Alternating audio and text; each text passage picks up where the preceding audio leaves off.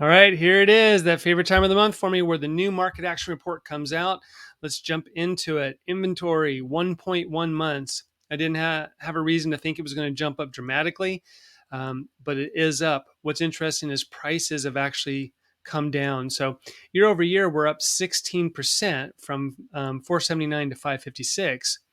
But if you look, we've dropped again this month from 583 for the home sold in August to 571 for the home sold in September. Median price dropped. Remember, it went up last month, even when the average price went down. This is a decent drop. What I like here is pending sales. Look at that, almost identical to last year. New listings are more than they were last year. It's still not enough to catch us up. We're still way behind on inventory. What else is on here? Closed sales. We have 3,300 more closings this year, up 14%. So it's still interesting. Price as much as price went up, that we're still up that much. And you see here, this is where we are with active residential listings. We are half of where we were 2 years ago, and just active residential listings, we have not even surpassed here. I'm wondering if we can maybe do that here. It's hard to say. The holidays, when we get into this, I feel like we're going to be in more of a normal market, and I think it's just going to continue to slow down. I think July really slowed down because people are going on vacations. I think a lot of people are going to be taking holiday vacations. They're going to be doing things that they didn't do last year, depending on what happens with COVID.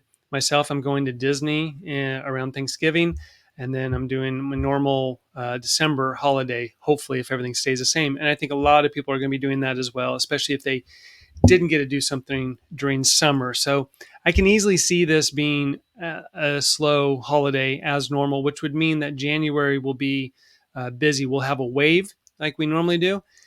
This is a good time if you're a buyer to get a deal. Prices are dropping, demand has dropped.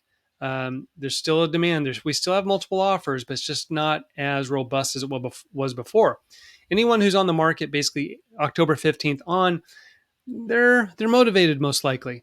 So a buyer, there's a great opportunity here. You don't have as much selection, but you don't have as much competition. So it depends on whether or not you're trying to find a value. See here, the total active listings, new listings. It's really been locked in there with what is normal. We're just so far behind on inventory. Pending sales, same thing, just slightly down, but that's amazing. When you consider 2019, we had twice as many listings, but this is all we had for pending sales. And then let's get market time. So low. And I don't know, maybe it will go up. This was a very unique season last year. We actually started seeing a lot of activity in October, started seeing more multiple offers because last year the interest rates kept going down every single month. So we'll see if that's the case this year.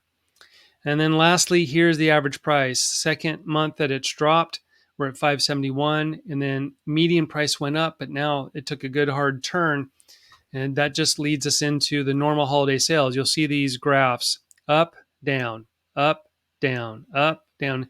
That's just a normal flow, supply and demand. Last year, there was demand during the holidays, and it basically went up, had a little bit slight dip, but that's nothing. This is not the way it normally is. It should have peaked here and went down. And I think it will. I think it's going to continue to go down a little bit, and there's just going to be more flexibility with sellers. So that's your market report update. If you have any questions, let me know. Email me, Mike@MikeCanDoIt. Talk to you later.